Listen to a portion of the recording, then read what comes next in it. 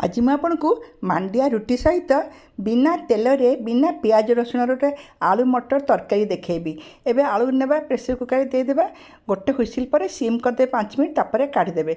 तापर मसला करवा धनिया जीरा पानमोहरी सब लिखाई परिमाण कौन कौन नहीं मु सब केते परिमाण नहीं तेजपत्र सुखला लंका आ से गोटा गरम मसला सब पकेबे जोटा मुझे देखी से तले भी लिखाही एगुड़ा सब नहीं ना भल कि टिके धीमा आँच भाजबे।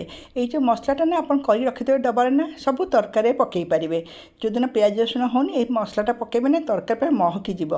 हेंगु पड़ला तेजपत्र पकईकि पूरा धीमा निआरे भाजीदेवे ठंडा है ग्राइंड करेंगे। एबे प्रेसर कुकर भी आलूटा हो जाइए 3टा टमाटो नहीं ताको प्यूरी करदेबा हेले ग्रेवीटा मोटा टाइपर हम ये ठंडा हो जाए पॉलिश टाइप एकदम ग्राइंड कराहब। आलू गुड़ाक टे बड़ खंड कटाଯିव ये टाइप सब आलू कटाला बिना तेल करवा प्रथम कड़े टिके जीरा भाजीदेवा हाफ टीस्पून जीरा भाजवा कंचला दुटा टिके छिंडे दे पकईदेवा तापर टमाटो प्यूरी पकेबा तेल भड़ा कम देख यहाँ। एवं मटर पकईदेवा मटर पकई भल कि भाजीदेवा भल बास्ना बास्ना टी टमाटर पड़ेब। एबे अदा पकेबा एमती ग्रेटेड करी अदा पकेबे कि ग्राइंड करी पकेबे। अदा पकेला परे हेंगु पकईदेवे परिमाण लिखाई काश्मीर लंका पड़ो रंगटा बढ़िया आसब। लुण टेस्ट अनुसार पड़ला लुण पकईकि भल टिके 5 मिनट कषिदेला आलू पकई कषिबे।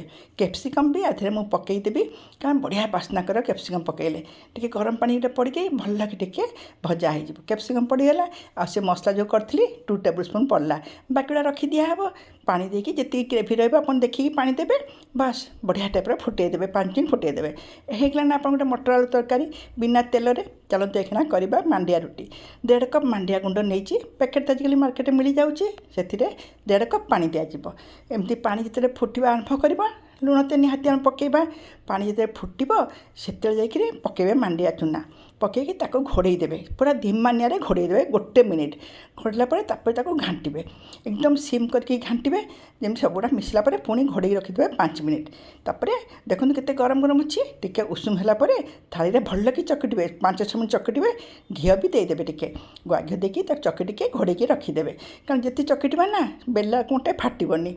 एवं बेलुची मु देखुन कि फाटुनी उषुम उषुम तावा थी पकईबे गरम तापर पकईबेनी 2 मिनिट पर तो उल्टेदेवे 2-3 मिनट उल्टे सारी चिपीदेवे आस्ते चिपीबे जे बढ़िया रकम फुलीज गुभा गई फुले एगुड़ा एत सफ्ट हुए ना मैं डायबिटीज पेसेंट मान मांडिया रुटीटा परफेक्ट।